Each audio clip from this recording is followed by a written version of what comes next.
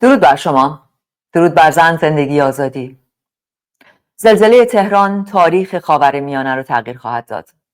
8% مرده‌زایی برای مادرانی که در انتظار کودکانشان هستند و تهران با عدد 207 در درجه آلودگی در تاریخ 237 سال تاریخ خود رکوردی جدید را ثبت کرد.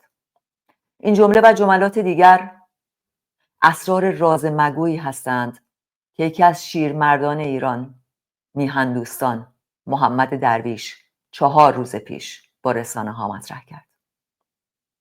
مهمان امروز من شخصی است که من از او پادکستی رو چند وقت پیش شنیدم در همین ارتباط.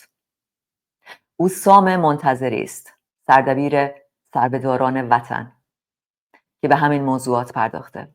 از او خواستم که به ما بپیوندند و بیشتر در این مورد توضیح بدهند، چون دیروز که به شما قول دادم که با هم تا آخرین نفس سرنوشتمون رو رقم بزنیم و امروز که بهتون گفتم که از این تونل وحشت با هم عبور خواهیم کرد، تصمیم گرفتم که به یکی از وحشتناکترین موضوعات بپردازیم تا با هم چاره اندیشی کنیم.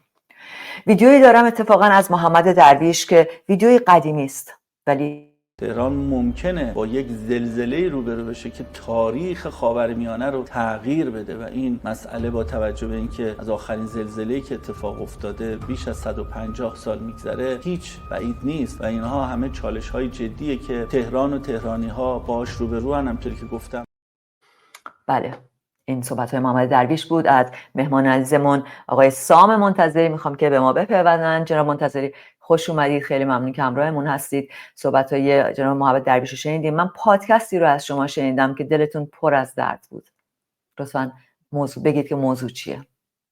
درود بر شما. اجازه میخوام سلام عرض ادبی داشته باشم خدمت شما مهربان سرکار خانم پانتا مدیری عزیز و درود بر تمام مخاطبان، چه کسانی رو که در 24 ساعت آینده این مطلب و مطالب رو دنبال میکنن و چه کسانی که بعد از شنیدن این برنامه و این صحبت ها به فکر چاره‌جویی اند تا 85 میلیون ایرانی به اضافه من و شما از اون تونل وحشتی که شما به درست اشاره کردین بتونیم به یک نور روشنایی بریم به امید ایران آباد آزاد. راستش افتخار بزرگی است که به عنوان اولین نفر از این که بعد از تبریکات صمیمانه قلبی من از افتتاح تلویزیون پانتا تیوی من اینجا سپاسگزارم ازتون. من انتخاب ارشد یا انتخاب اول نیستم. جایگاه اینجا متعلق به محمد درویشه، چرا که امیدوارم 100 یا 100,000 قابل باشم. ایشون امیدوارم که یک روز ایشون هم مهمان ما باشن. امیدوارم و آرزو دارم. ایشون 4 روز پیش زلزله 8 ریشتری، شاید هم 9 ریشتری اگه اغراق نکنم، که 11.2 ریشتر بزرگترین زلزله‌ای که ثبت شده در تاریخ بشریت در مکزیکو سیتی در قرن 18. ایشون با صحبتاشو ملت ایران رو بیدار کرد و بخشی از چرایی به حساب آن همه شور و التهابی رو که سردمداران حاکمیت دارن مبنی بر مثلا در حد فانتزی و کارتونی تغییر پایتخت، این مسئله شده که من صدها کامنت دیدم از اینکه آن مقدمه درخشان رو برای استارت تلویزیونتون شما گفتین مسئله تغییر پایتخت و علت این همه شور و هیجان و تبلیغات رو خواسته بودم بدونم. راستش جناب منتظری بله بسیاری دقیقا به همین مسئله اشاره کرده بودن که این موضوع جدی هستش و خیلی جالبه که من چند وقت پیش پادکست شما رو شنیدم، ولی بلافاصله این نشانه هایی بودش که باید به این موضوع بپردازیم. موضوع حادی هستش، موضوع جدیدی هم البته نیست. من الان تا اونجا که خاطرمه حداقل در 10 سال اخیر هی جسته و گریخته این صحبت شده مسئله جابجایی پایتخت. چرا بله ببینید از 1364 رسانه‌ای شده، چون جمهوری اسلامی مشخصاً مسئله محیط زیست و الان ابر چالش‌های فوق بحرانی محیط زیست راز مگوست و باعثی در پس پشت نهان شورای امنیت ملی تاریخخانه اشباح مثلا بیت رهبری بررسی بشه، ولی الان داره علنی میشه. خاطرم از امیر خجسته، یکی از مسئولین 1394 کمیسیونی بوده شورا شهرسازی های آنچنانی که به حساب در مجلس وقت آن زمان صحبت از عاجل بودن و ضرورت تغییر پایتخت رو در 3 سال کرده بود. بعداً احمدی نژاد آمدم همینطور، روحانی هم همینطور، همیشه به معاون رئیس جمهوری این به حساب مسئولیت میدادن. این دفعه هم مثل همه داستان‌های ابرپروژه ملت ایران مطلقا وقی قائل نشد و باور نکرد که حالا پزشکیان شاید میخواد ملت سرگرم کنه، باز دنبال نخستی‌ها میخواد بفرسته یا انحرافی میخواد افکار عمومی رو به جای دیگه برسونه، تا اینکه شخص پزشکیان به عنوان به اصطلاح رئیس جمهور و رئیس قوه مجریه، هرچند همگان میدانیم که از کجا تصمیمات کلان گرفته میشه، ایشون هراسان پناه برد به قرارگاه قاتل عمیا هفته پیش و اونجا خواست و به دست پای سپاهیان افتاد که یکی از 11 قراردادگاهی است که بنا به گفته وزیر راه تروری وقت محمد خاتمی آن زمان 3 تا 5 برابر به حساب تجهیزات و وسایل ادواتی که دارد 3 تا 5 برابر وزارت راه تروری آن زمان است. عرض طولی دارد بیش از 30 تا 50 میلیارد دلار به حساب تنخواه گردش مالی سالانه. در نتیجه آنجا خواست که این عاجل صورت بگیرد. عاجل چیست؟ مثلا یک جایی رو البته قطره چکانی و مرحله مرحله با روانشناسی اجتماعی ملت ایران که شور هیجانی نشود که ملت بخواهند راجع به این سالها و حضورشون و وجودشون و زندگی روزمرهشون به قول شما که به درستی گفتیم در تونل وحشت بخواهد تشویش پیدا بشود که مثلا اگر محمد درویش نامی 4 روز پیش مصاحبه کرد در جا دستگیرش نکنن بگن تشویش اذهان عمومی و بعد قاضی صلواتی و قنیسی بیان 10 سال 15 سال ببرن. من یادی کنم از کاووس سید امامی که به خودکشی وادارش کردن، دانشمند ارشد بین‌المللی ایرانی کانادایی که در زندان ایوین به ملت ایران اطلاع دادن خودش رو کشت با 11 نفر دیگه که 137 سال حکم گرفتن، چرا که میخواستن اسرار نهان آشکار کنن. مثل همین مسئولیت راهی رو که شما در این بره از نقطه عطف تاریخی ملت ایران به درست تشخیص دادیم و به درست به ملت ایران قول دادیم و این افتخار نصیب من شد. داستان از این قرار است که محمد درویش هم آمد گفت ادامه این مسئله این که پزشکیان به معاون خودش دستور داد که یه جایی رو تو ایران پیدا کن و خانم مهاجرانی سخنگوی دولت شوربختانه متاسفانه بدبختانه این از نیاکانمون یاد کنیم، این ژاژخواهان خردخرد تاریک اندیش جایی رو نذاشتن از کل این 1,600,000 خورده هزار کیلومتر که بتونیم 10,000 هکتار یا 100,000 کیلومتر مربع ایرانی باشد که این ضد وطنان و ایران افغانان بنیادش رو متلاشی نکرده باشند.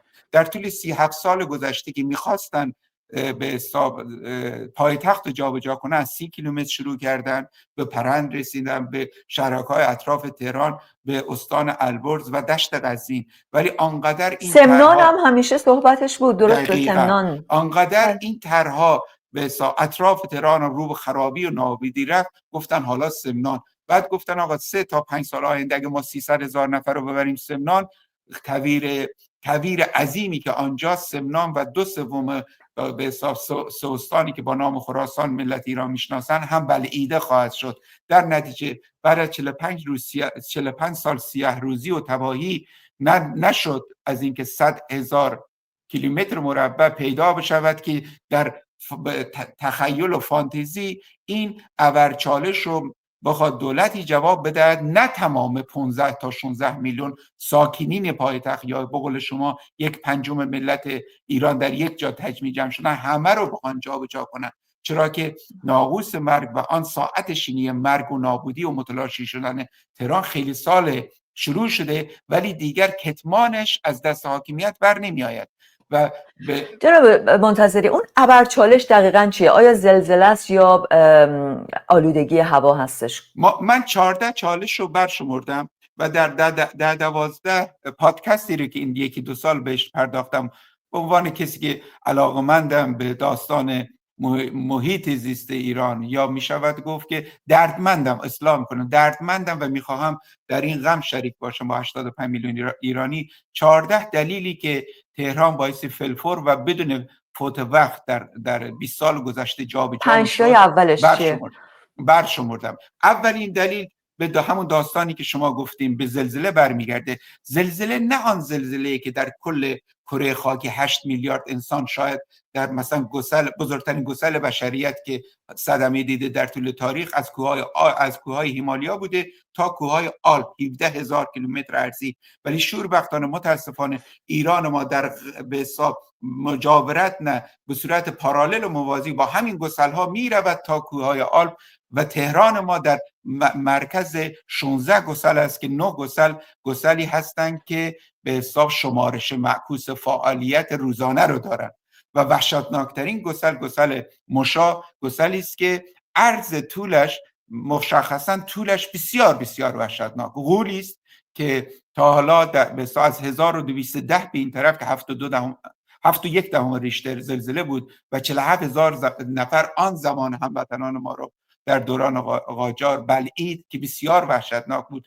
اثرات ریزش کوش هنوز مونده. این گسلی که من میگم 92 کیلومتر درازا داره و یکی از بزرگترین گسل‌های جهانه، ولی ما یه گسل دیگری هم داریم، گسل شهر ری یا گسل ری. این گسل‌ها، این 16 گسل در 9 جا تلاقی سد دارن و این تلاقی سد هر آن امکان دارد که به حساب به یک زلزله دچار بشیم. ولی آن زلزله داستان از این قرار است که این 16 میلیون متراکم در یک جا جمع شده، تجمیع 1/5 هموطنان و من پایتخت نشینان در جایی زندگی میکنن به خاطر فرونشست 12 تا 25 سانتی متر. من میخوام اینجا به ملت ایران اینو بگم، اولا که شرمسارم و خجالت زده چه ساعتی از شبانه روز صحبت‌های منو میشنین. شما به درست گفتین که بچه‌ها نشنون اون استرس و تشویش، ولی تلاش کردم یک راه میانه‌ای رو بگم که با آمار مکتوبی که به شما و تلویزیون پانتا تیوی من تقدیم خواهم کرد، همه آمارها رو آمارهای ملو شده ملایم حاکمیتی رو میارم اینجا و آمارهایی که امثال مثلا استاد ارجمند و به حساب عالی قدر محمد درویش به حساب علنی اعلام کرده، اگر نداشتن بیشتر از این براش مزاحمت، اگر درصدی اغراق یا اگزاجره میکرد، مبالغه میکرد و البته زبان دیگری است، یا گزافه‌گویی یا بزرگنمایی میکرد، در واقع فارسی بتونم بگم بهتره، این بوده که اگر مدرکی داشتن بیشتر محمد درویش رو اذیت میکردن. مثلا 58 سالش امسال، ایشونو چند سالی که بازنشست کردن، کسی که 32 سال سابقه داشته که زندگیشو در کبیر و زندگیشو برای محیط زیست و 10 جلد کتاب گذرونده. آمارایی رو که میگم من از آمارای کسانی رو که به حساب حاکمیت تونسته تو رسانه‌های اجازه داده تو رسانه‌های رسمی ایران گفته بشه 12 تا 24 در سانتی متر ما سالانه فرونشست زمین داریم. با آن سازه هایی که مثلا اگر 10 طبقه ساختمان شما در نظر بگیرین، در تمام جهان و به حساب سازه هایی که شناخته شده است، گسل هایی که هست مثلا برزیل و آرژانتین، اگر 10 طبقه ساختمان مجوز شهرداری میدهد که 7 طبقهش با پول و با رشوه و با قانون هایی رو که در آوردن پول بستانن، بایستی بدانیم و آگاه باشیم که عرض طول و مجاورت این ساختمان 30 طبقه بایستی حداقل 32 متر مربع و 32 متر عرض 32 متر طول خالی باشد. کیست که نداند در تهران ما در کوچه های 6 متر عرض، 8 متر عرض، 9 متر عرض، 12 متر عرض ما 3.5 تا 5 برابر استاندارد جهانی ساختمان‌های بلند مرتبه‌ای داریم که اگر با 5 ریشتر بخوان جابجا بشن، با این سطح زمینی که آمده است پایین و سست است و تمام آن شاهراه‌های نگهدارنده وزن میلیارد تونی رو شبکه‌های زیرزمینی آب خالی شدن. چرا که خالی شدن؟ آن 14 تا دلیل با هم دیگه مرتبط هم، مثل یک دومینویی که متلاشی شدن و فروپاشی و به حدی میرساند که محمد درویش 3 سال پیش گفت که زلزله 5 به بالا در تهران تاریخ خاورمیانه و جغرافیا رو نابود خواهد کرد. چرا که اگر عددهایی که به کارشناسان و مهندسی مشخصا در دانشگاه تهران که چندین کارگروه تشکیل دادن میگن 5.52 تمام آن واقعیت عینی میشود 7 به بالا و بدانیم و آگاه باشیم هر ریشته 10 تا 100 برابر بستگی به سطح و عمق سطح زمین میتواند خرابی به بار بیاورد. بس میماند. پس چطور میشه که اینطوری برج سازی شده و تا توی کوه هم ساخته شده و خود آقازاده ها بیشتر از همه دارن از اون لاکچری و ویلاهایی که در دل کوه ساخته شده لذت میبرن. یعنی اینقدر بی‌محابا بدون اینکه حتی به 5 سال 10 سال بعدش بخوام فکر کنن. به نظرتون 45 سال از روز آمدن این سیاه روزان تبهکاران، باند قاچاق و مافیا، از رؤساشون بگیرید تا یک دهدارم بگیرین که سهیمن، به یک جای ایران رسوندن که فقط چاپیدن، فقط پول پارو کردن، فقط ثروت اندوزی کردن و فقط دوشیدن. هیچ چیزی رو نه برای این نسل که نسل‌های دیگر نذاشتن. من نظر شما رو به این مسئله جلب میکنم که مثلا یکی از تبهکارانی که بایستی فلفور به باور من از همین برنامه ملت ایران ایشونو دو دسته دستبند بزنن و دستگیر کنن، ما حکم اعدام و تو قاموس فکری من هزار البته شما مخاطبان نیست ولی به چرایی و پاسخگویی دعوت کنن دکتر عیسی کلانتری. ایشون 8 سال وزیر کشاورزی تر اول دوم سوم هاشمی رفسنجانی بوده. در تمام این سیاه‌روزی‌ها در جز 300 نفر تکنوکرات ها در واقع و فوق تخصصات، چون دکترا دارد از آمریکا، آبیاری و تاسیسات و فلان، دکترا زمان حکومت سابق و آمد که بشود وزیر و مرؤوس اینا. ایشون در سالیانی پیش یکی از همین مصاحبه‌ها که من اسمشو گذاشتم بالای 8 ریشتر، مخاطبان عزیز، هموطنان عزیز، باز شرمندم و بعضی اوقات میبینین که لرزش صداست، باز به خاطر شرمندگی است، به خاطری که همه این گفت‌ها هیولایی است که از ذهن ضمیر و حنجره ماها در میاد و قصد نداریم بخوایم مثلا سیاه نمایی یا هر آن چیزی که جمهوری اسلامی بخورده هر هموطنی داده که بیاید دردها رو بازگو کند یا تشویش اذهان عمومی. ما حکمامون رو میدونیم که چه خط قرمز حاکمیتی رو رد کردیم. عیسی کلانتری سالیانی پیش 1392 یک اصطلاحی رئیس رو سازمان حفاظت محیط زیست هم بوده، یعنی ایشون این کارا رو هم کرده. دقیقاً. ایشون یک اصطلاحی رو عنوان کرد که من جوانکی بودم و باز ملت ایران گفتن حالا یه نفر یه چیزی گفته، یک اصطلاحی مثل به تیزی اصطلاح محمد درویش، مرده‌زایی. ما کوخاری دیده بودیم، دره خاری دیده بودیم، جنگل خاری دیده بودیم، بستر رودخانه خاری دیده بودیم. انواع اقسام به حساب اصطلاحات در این جمهوری اسلامی به ادبیات کلامی محاوری و مکتوب ما، ولی مرده‌زایی رو محمد درویش باب کرد و بسیار سنگینه. ایشون به حساب به کارشناسا ارائه میده که دکترا، متخصصین زنان زایمان، ماماها و مسئولین وزارت بهداشت باعث فلفور اعلام کنن که مادرانی رو که 6 ماه از حاملگیشون گذشته باید از تهران متواری بشن، فرار کنن، چرا که این 8% عدد هیولایی است. یا دیگرانی ولی این عدد کاملا مخفی نگه داشتن مطمئنا از تا روز گفتن فاشگویی که من 5 به حساب روزنامه و رسانه ایران، رسانه و مطبوعات ایران به حساب میخواستم به عنوان سند داشته باشن، دیدم که خب رسانه‌های مثل اعتدال ملی اینا همشون این عدد 8% ولی راجع به سونامی سرطان که 1705 نفر در تهران در یک ماه مردن و بزرگترین مرگ از نظر آمار در قبرستان‌ها بوده از سال اول کرونا، اینو فاشگویی کردن تا ملت چاره‌جویی کند که متواری شود. آنجا عیسی کلانتری از یک کلمه نام برد به نام مهاجرت درون کشوری. ما فرار نخبه ها را داشتیم. 10% از ایرانیان به هموطنان ما مهاجرن، خودخواسته یا اجباری یا تبعیدی یا هر کی. ولی ما گفت اون عدد و این اصطلاحی رو که به کار برد کسی جدی نگرفت از عیسی کلانتری. گفتش که 20 میلیون نفر تا 10 سال آینده ما مهاجرت درون کشوری خواهیم داشت و 11 استان خالی از سکنه. نمیدانستیم که 1403 هفته دوم 2025 ما خوزستان، ما اصفهان و 3 سال پیش یک سیگنال هایی سرکار خانم مهربانو مدیری به ما دادن، ولی قطره چکانی. مثلا یه آخوندکی، یه مردک با لباس غیر انسانی، لباس وحوش، یکی از این امام جمعه ها در اصفهان 1.5 سال پیش گفتش که چه خوبه که اصفهانی‌ها به فکر اصفهان ساحلی باشن.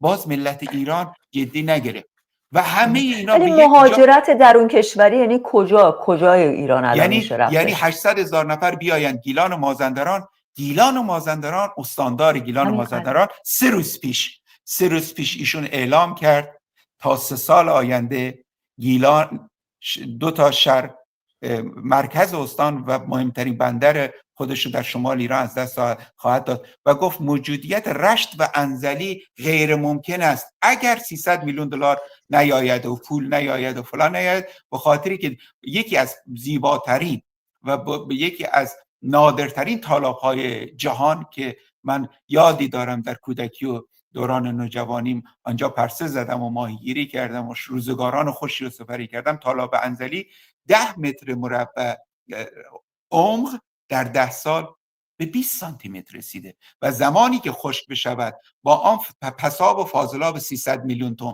و این خشکی مرداب چیزی به نام گیلان، رشت و انزلی نخواهد داشت. آن 800,000 نفری که پناهنده شدن تازه کمتر از 20 میلیون نفری رو که عیسی کلانتری عنوان کرد. البته در رشت، در گیلان، در 5 شهرستان گیلان به خاطر یک سری مراودات آشنایی ما داریم مثلا دهی که 70 ساختمان داره، 200 نفر 300 نفر سکنه داره، میبینیم 50 از اصفهان و یزد و کاشان بیدگل و اردهان آمدن. یعنی که شروع شده. ما در مازندران یک آبادی داریم تابلو برای خودشون درست کردن، تابلو گذاشتن از یک، حالا اسم نبرم، از یک شهرستان در یزد، به خاطری که این داستانی است که کوه یخی است که جمهوری اسلامی نمیتواند انکار کند. مسئله اصلی که من میخوام با این خدمتی که شما کردی که زبان من نه زبان محمد درویش بشه اینه، صورت مسئله رو جمهوری اسلامی طبق معمول 45 سال به دروغ با ما داره ارائه میده. جمهوری اسلامی معتقد است که میآید فلفور و عاجل به قرارگاه خاتم الانبیا یک جایی از این 100,000 کیلومتر مربع که آب داشته باشد، در گسل نباشد، مشکلات چالش‌های محیط زیست نداشته باشد، فوق بحرانی نداشد که نداریم، بیاییم مثل مکران بریم اونجا پایتخت بسازیم. نه برای 1/5 ملت ایران، طرح 3 تا 5 ساله فقط و فقط 300 تا 500,000 نفر.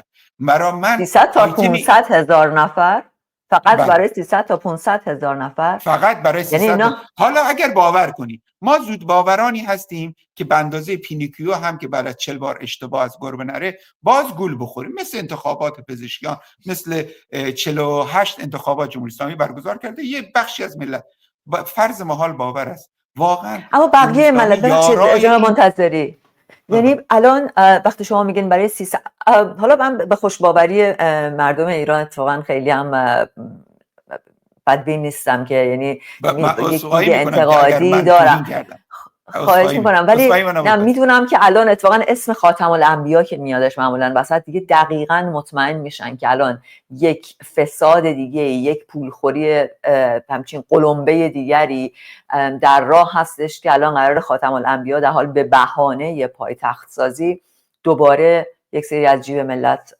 کلان پول بخوره.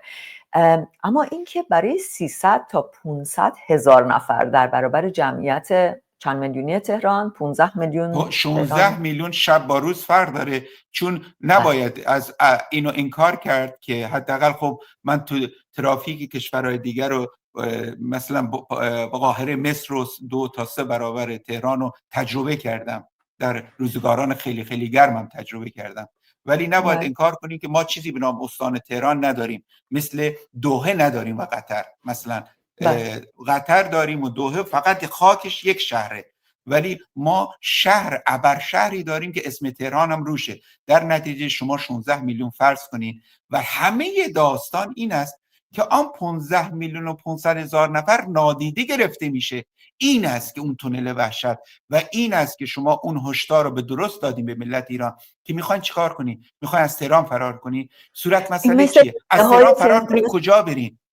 آن صورت مسئله جمهوری اسلامی است. چرا که جمهوری اسلامی اگر 300 هزار نفر رو به خاطر لیاقت داشته باشه ببره، با محاسباتی که من انجام دادم در 3 صفحه که باز مکتوب خدمت شما ارائه میدم، با هزینه هایی که از بانک توسعه جهانی WTO در آوردم 30 تا 32 میلیارد دلار، البته 5 تقلب هم کردم از 5 در واقع تغییر پایتخت. مثلا برزیلیا 500 هزار نفر رو در 2012 جابجا شد، یعنی از ریو دو ژانیرو، ولی 95 میلیارد دلار پول گرفت از صندوق به حساب توسعه جهانی به عنوان وام دریافت کرد. بله. حالا شما بله. پیدا کنید که آیا ببین پیشنویس و ارائه اینی که کجا فرودگاه باشد، کجا دانشگاه باشد، کجا استادیوم باشد، پایتخت ایران 100,000 نفره، همش فرض محال. مطالعات کارگروه ها 200 میلیون دلار خرج داره تا بریم. حالا ببینیم آیا این 300,000 نفر کیا هستن؟ این 300,000 نفر از روزی رو که به حساب اون پادکست رو من با شمارگان مختلف تو سربداران وطن اون پادکست رو ساختیم، 300,000 نفر، ما چیزی در حدود 32,000 نفر مستشاران خارجی، معاونت‌های فرهنگی، حتی هنری، بعضی از سفارتخانه ها و به حساب اعیان انصار و خانواده هاشون با کسانی که شرکت های چند ملیتی هنوز نمایندگی دارن بیش از 30,000 نفرن. البته من یه شوخی با ملت ایران کنم، آیا ملت ایران اونی که شناسنامه ایرانی داره برای جمهوری اسلامی تا به امروز ارجح‌تر بوده، یا استاندار تهران که میگوید 2,300,000 نفر ما تبعه خارجی داریم؟ یعنی انگار کشتی نوح به حساب تصنعی و افسانه‌ای که مادر بزرگای ما با ما گفتن، کشتی نوح از هر کدوم یه نمونه میبود. جمهوری اسلامی میخواهد 1000، البته مجبور است مثل تمام 70، یعنی اینا حتی نیروهای سرکوبگر خودشون رو هم نمیتونن با خودشون ببرن. اگر این 300,000 نفر چطوری میخوان انتخاب کنن مثلا؟ ببینید ماجرا از این قراره که به حساب مثل تمام 77 پایتخت 100 سال گذشته که هر پایتخت جابجا شده، حد تقدم با مهمانان و سفارتخانه و خارجی و اتباع خارجی است. می شود 35 تا 50,000 نفر. من امروز صبح آمار دیدم خیلی عجیبه، شاید دوستان فکر کنن به حساب همزبانان ما مهاجرین افغان باشن، 12 تا 15,000 چینی در پایتخت ما زندگی میکنن. نمیدونم دارن چیکار میکنن، ساخت سازن، تجارت میکنن. اگر این اعداد رو در نظر بگیریم به اضافه مقامات لشکری کشوری، یه قرارداد دیگر هم داریم. من در پادکست ها و یا اگر این افتخار نصیب من بشه که در خدمت شما در پانتاتیو باشم با ملت عزیزم، یه قرارگاه دیگر هم داریم به نام قرارگاه امام علی. 17,000 نفرن که برای 40,000 نفر مدیران ارشد، آنانی که به حساب از آخوندها گرفته تا نیروهای لشکری کشوری تا وزرا تا معاونین وزرا، مدیر کلها و آدمهای مهم نیروهای سرکوب، 17,000 نفر فقط زندگی میکنن در تهران تا بخواهن امنیت جانی مقامات لشکری کشوری رو ببرن. همه اینا رو حساب کردم به عدد 3,500,000 رسیدم اگر باز ترجیح باشه. یعنی که کشتی نو قرار است که از تهران برود به یکی از وحشتناکترین از نظر امنیتی و غیر استراتژیک ترین و می شود گفت که یک طنز است، فکاهی است که بخواهند در سیستان و بلوچستان در 50 کیلومتری چابهار که بنا به گفته هموطنان بلوچ من از 10 شب اون طرف جمهوری اسلامی تا 6 صبح حکومت نمی کنند، نه الان سالیان است، ببرن اونجا مثلا مقامات لشکری کشوری رو و بقیه رو به حال خودشون بذارن. آنانی که جناب منتظری از اینجا تونل وحشت عظیم شروع میشه و از اینجا باید گفت یا تلویزیون‌ها رو خاموش کنید یا من دوباره عذرخواهم و شرمندم و خجالت زدم. ماجرا چیست؟ ماجرا این است که وزیر نیرو و تمام اعیان انصار به حساب دولت پزشکیان دولت 14 میگویند که ما کمبود آب و ماورای تابستان نقطه عبور از ابربحران است. ماجرا چیست؟ 22% از تامین آب 16 میلیون نفر با 500 تامین می شود. صد لطیان، صد لار، صد کرج. این 22% آن چیزی که گفته میشه فقط در یک سال بارش باران ما در تهران 42% کمتر از سال قبل و وحشتناکترین و یک عدد هیولایی که کسری بارندگی است در سیستان و بلوچستان خشک تبریز. 92% کمبود بارانی که نداشتن، یعنی 209 میلیمتر باران داشتن، اینم 92% کمبود باران، یعنی ما سرجم 4 روز باران در سیستان و بلوچستان دیدیم. این ملت و به حساب این 16 میلیون نفر کسری مخازن زیرزمینی دارن. چرا؟ 58% از تامین آب از 500 چاه عمیق داره تامین میشه. این 500 چاه عمیق هر سال 1.90 سانتیمتر عذرخواهی میکنم خالی تر داره میشه پیچ بکنه و 1.90 سانتیمتر عمقش میاد پایین و ما هر سال 150 میلیون متر مکعب آب از دست میدیم. یعنی که فقط و فقط این عدد رو من مجبورم بگم به شهامت و جسارت و به پایداری مردانی مثل محمد درویش یا کسانی که جان خودشون از دست دادن یا همین الان حکمای 8 و 12 ساله گرفتن به خاطر فعالیت محیط زیست. شوربختانه، متاسفانه، بدبختانه من باید یک عدد به پایتخت نشینان بدم. آن عدد بسیار غم انگیز است و 2,500,000 نفر ما بیشتر برای اواسط شهریور منطرف آب نداریم. آیا قرار است آب از قطر آب شیرین بیاید؟ آیا احمدی نژاد ملیجک کمدین جمهوری اسلامی بایستی 3 بار در 8 سال رفت، هم سر زد هم افتتاح کرد که بیاید آب دریای خزر رو بیاورد به سمنان و به تهران؟ میبینیم که شوربختانه، متاسفانه، ما 1/3 دریای خزر و اون عقب نشینی که داره میکنه 1/3 دریای خزر رو تا 2025 بنا به داده های سازمان ملل از دست میدیم. تنها شانسی که آوردیم دریای خزر بحث عمق عمیق 60 تا 90 مترش به ما خورده، وگرنه آن طرف اوضاع بسیار بغرنج است. یعنی بولوار آبشاران باکو عمقی را که عقب نشینی کرده 120 تا 150 متر. انگار که مثلا یک شهرداری به مسخره و شوخی یا یک فیلم کمدی بولواری درست کرده که ملت ماهیگیری کنن و گفته کجا ماهی بگیرین، کجا بایستی با دوربین نگاه کرد که کجا ماهی بگیرین، باید 150 متر برین عقب‌تر. عقب نشینی کرده. و مسئله اصلی، ملت ایران باید بدانن و آگاه باشن که هیچ ابر پروژه‌ای حتی برای پایتخت ساخته نشده. این حکومت بی‌لیاقت داشت و نگهداری یکی از افتخارات ملت ایران که استادیوم 100,000 نفری است که خاطره و یادهای 5 تا 6 نسل با خودش داره، برای زمین چمنش حتی فیفا بارها تذکر کتبی و بله اونو که همه میدونن. ولی جناب منتظری اجازه بدید من اینجا واقعا من از بینندگانم عذرخواهی کنم، با خاطر اینکه واقعا این تونل وحشت انقدر میتونه اذیتشون بکنه که بعدش من از شما میخوام بعد از اینکه این مسائل رو توضیح دادید لطفاً یک راه چاره‌ای هم جلوی پای ما بگذارید، یعنی یک مقدار بیشتر توضیح بدید که باید چیکار بکنید. ملت ایران خیلی دیر جون میدن، یقه حاکمیت این دردها رو فقط تحمل کردن.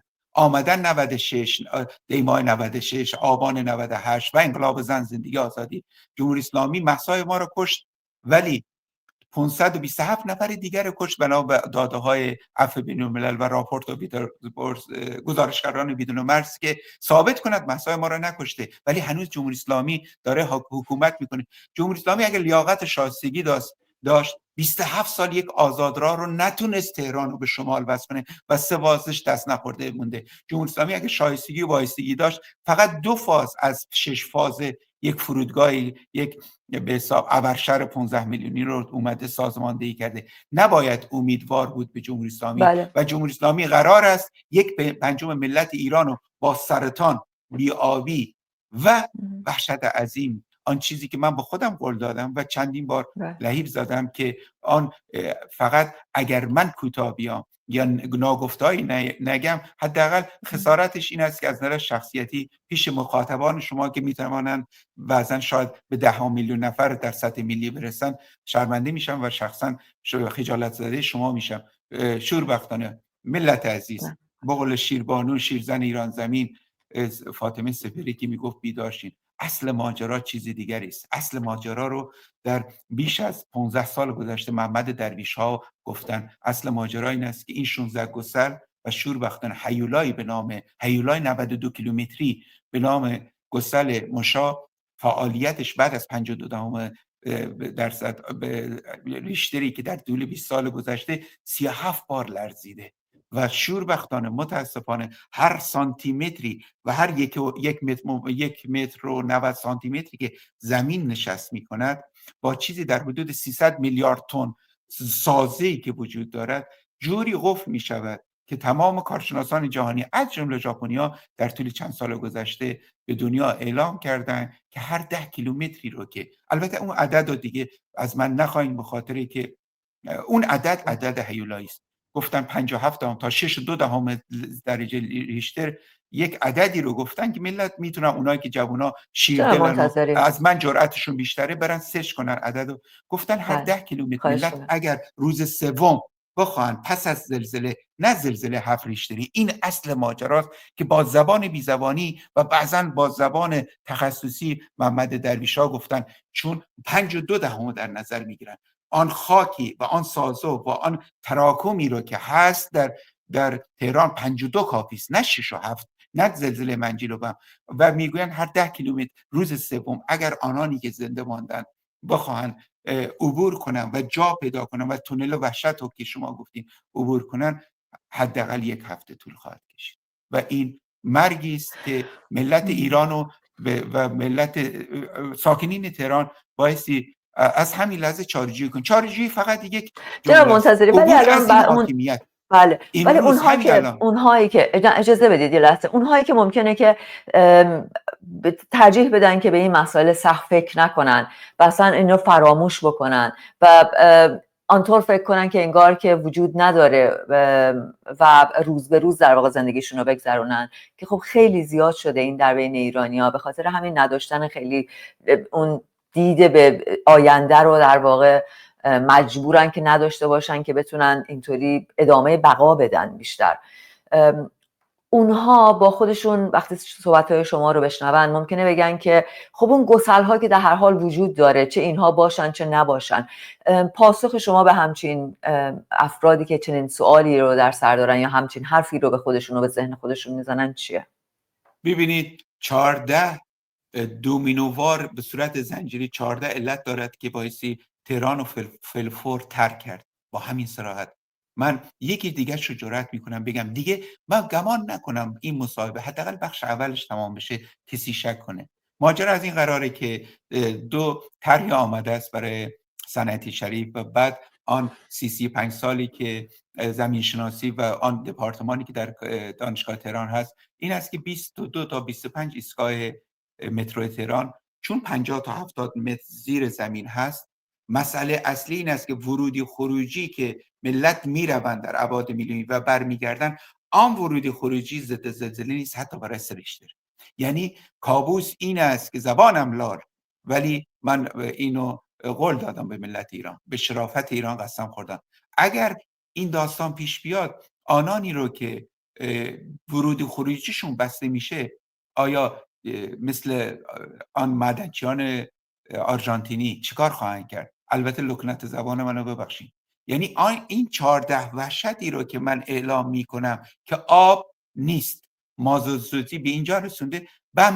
بمبئی 37 منطقه مثل مناطقی رو که ما مناطق 1 تا 11 ما باید فلفور ترک بشه و 2-3 ساله که زاکانی نمیذاره که دوباره داره هم نوسازی به سازی رو میگه و هم ساختمان نو، باعث مثل خیلی از مناطقی در جهان که بالای 17 سانتی متر نشست دارن، نه ساختمانی ساخته بشه نه سازه نوسازه، فقط باید ترک، فقط باید خانه کاشانه رو رد کرد. بمبئی کاری کرده که به حساب از نظر سنی، گیج سنی، مناطقی رو 45 سال با بالا ممنوع کرده، مناطقی رو 55 سال و طرحی آمد که 5 منطقه رو اگر کارت شناسایی طرف نشون بده 70 سالشه به حساب دستگیرش کنن، به عنوان جریمهش کنن، چرا که قتل عمد صورت گرفته.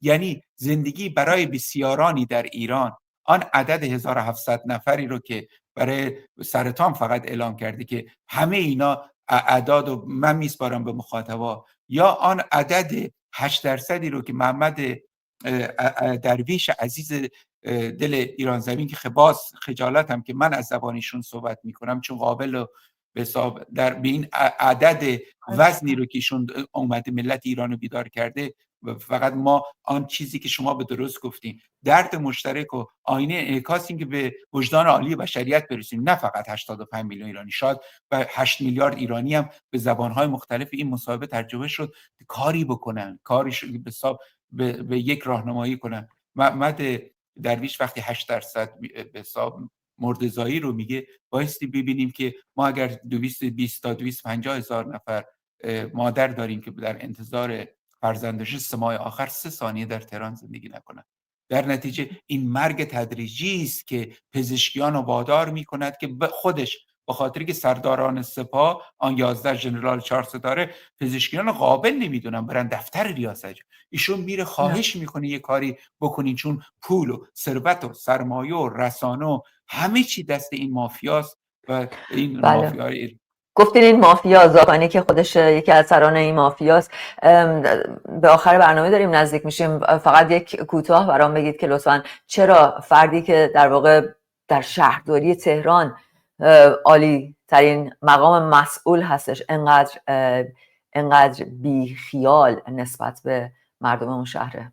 چون از رهبران ولی فقیه اول دومش یاد گرفته، از روز اول، از 22 بهمن، از 12 بهمن، آن هیچ بزرگی که خمینی ملعون وقتی بعد از 13 سال 7 ماه آسمان ایران رسید، خبرنگارا رفتن و 67 روشنفکر پلاستیکی دور و برش بودن که رفع رجوع کنن که حالا آقا چی میفرماید، وقتی گفتن چه احساسی داری، نه هیچی به حساب بزرگ مجسمه ساز ایران زمین، نه یه هیچی گفت، یعنی هیچ، یعنی این حکومتی است امت اسلامی و حکومت اسلامی. ملیگرایی مگر خمینی ملعون نگفت جرم است؟ در نتیجه برای علی خامنه‌ای، برای زاکانی، غزه و بازسازی غزه و 17,000 دلاری که سال اول به هر خانوار جنوب لبنان قول دادن، معتقدن شیعیان همراستا در اون قدرت سیاسی است که ارجحیت دارن. در نتیجه فعل حرام است و واکسن برای داخل ایران حرام است، ولی 2,700,000 نفر 3 بار واکسنشون در حوثی‌های یمن، جمهوری اسلامی با کشتی‌های قایق‌های یخدار ماهیگیری براشون همون واکسن حرام میبره. ماجرا از این قرار است که این ملت به عنوان اسیران جنگی آمدن. من حسن ختام یک جمله بگم، آنانی رو که فکر میکنن که شاید مخاطرات خارجی یا حمله خارجی، من بارها گفتم، تو 10-15 سال گذشته گفتم، اگر ارتش روسیه، فرض محال است دیگه، مثل تغییر پایتخت، ما هم فرض محال، ارتش روسیه، ارتش چین به اضافه ناتو 32 کشور که آمریکا باشه، ولی باز یه بار دیگه میگم آمریکا باشه، نمیتوانند دست به دست هم بدن، بمبی رو بسازن مثلا چند 10 برابر هیروشیما و ناگازاکی که یک دریاچه عظیمی، یکی از 10 دریاچه که دریاچه عظیمی به نام ارومیه رو نیست نابود کنن.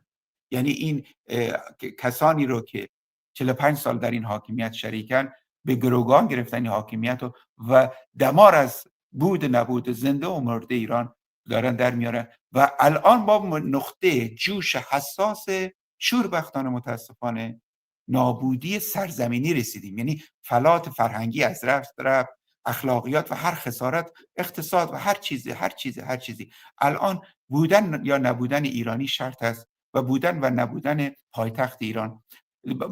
باز از عزیز و اینجاست همون حرفی که من شاید امروز بفرمایید از فاطمه سپهری لطفاً بگین.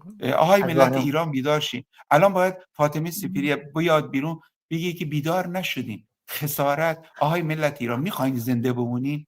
آیا میتونین 15,700,000 نفر آمار استانداردی ایران متواری بشین، فرار کنین شبانه خونتون؟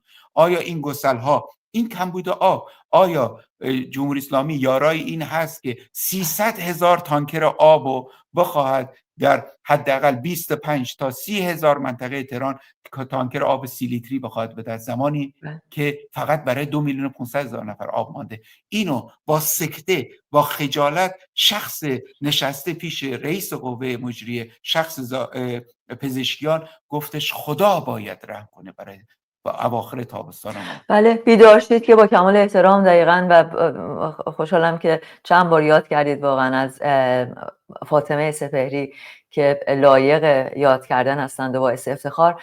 اما واقعا بیدار شید یک موضوع است. اما امروز من داشتم اتفاقا در پیشگفتار این برنامه به همین موضوع اشاره میکردم که این ترسی است که فقط میتونیم بریم دست و دست هم بدیم، دلها رو به هم گره بزنیم و بریم در دل این ترس، به خاطر اینکه این رژیم تونسته اینقدر بترسونه همه رو که با اینکه میبینن، من فکر میکنم بیدارن، همه دارن میبینن این کابوس رو با چشم باز، ولی موضوع اون ترسیه که باید به هم کمک کنیم. ممنونم از صحبت‌های امروز شما که نهایتاً فکر میکنم همه اون در دست هست هم و به اون امیدی که به هم میدیم باید بتونیم به جان این اسمشون رو واقعا چی میشه گذاشتش، که این مانسترهایی که ترسناکن ولی نهایتا باید باشون روبرو بشیم. 1 دقیقه وقت با اجازه، اگه اجازه داشته باشم. بله در من آخر میخوام لطفاً بگم با که شرمندم و خجالتم از طرف خودم و هزار البته از طرف میزبان من، سرکار خانم مدیری و تلویزیون پانتا تیوی. خیلی تلخه این صحبت ها، ولی یک چیزی را هم بگم، اونم اینه که مصرم این تلخی ها رو و این تلخی ها که قرار است دارویی در اواخر تونل زمان بسازیم و شما با آرزوتون برسین، حتی اگر شده در روی خرابه های آن صدا سیمای میلی جمهوری اسلامی خراب کنیم و بگین که بالاخره تمام شد. ما این داروهای تلخ و ما داروی در آخر تونل وحشت، درسته؟ آره، به عنوان یک کسی که اکابر محیط زیستم میگم آهای ملت ایران، قطرات تنهایی هستیم 85 میلیون، قراره برسیم به یک برکه. این برکه باعث به حساب آنقدر این به هم پیوستگی زیاد بشه، وارد یه جویباری بشه، هرچند کوچیک و خرد، ولی پانتا تیوی شاید بخواهد تاریخ قضاوت کند که این راه رو داره میره.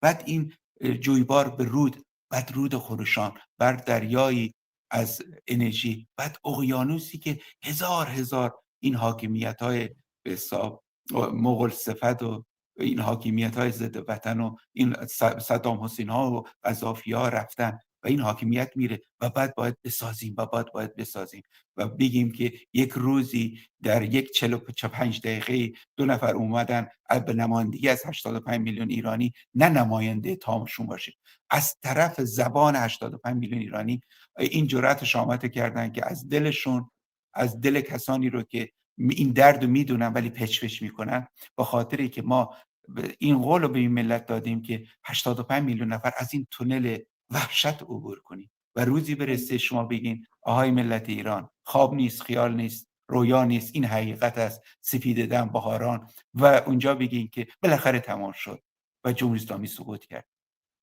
امیدوارم چقدر مفتخر و مغرور خواهیم بود اون روز، چقدر شادی اون روز خواهیم فرا کرد خواهد رسید، دیر نیست، دروغ نیست، به اون روز خواهیم رسید. این ملت و هم تونسته کمک 7000 خواهیم سال کرد که اون طاقت روز فرا بیاره. برسه. این بله ملت تونسته همینطوره. به خاطری که بیش از 70 بار پایتخت عوض شده. 9 پایتخت ما الان جز ایران نیست، ولی در دل ما به عنوان فلات فرهنگی با بیش از 70 بار در طول این 3000 سال گذشته پایتخت ایران عوض شده و باز زنده موندیم. این ملت زنده میمونه، فقط همت بالا و جنبش ملی رو میخواد که من یقین دارم به اون نقطه میرسیم. ممنون ازتون. پاینده ایران. سپاسگزارم. سپاسگزارم از شما جناب سام منتظری، سردبیر سربهداران وطن. متشکرم از حضورتون و دوستان عزیز متشکرم از همگی شماها بر اینکه در این روزها همراه من هستین و از همین ابتدا در کنارم ایستادید. با هم دلها رو به هم گره میزنیم و در دل این ترس میریم و روبروش میستیم و میجنگیم و پیروز میشیم. سپاسگزارم ازتون. وقت بخیر.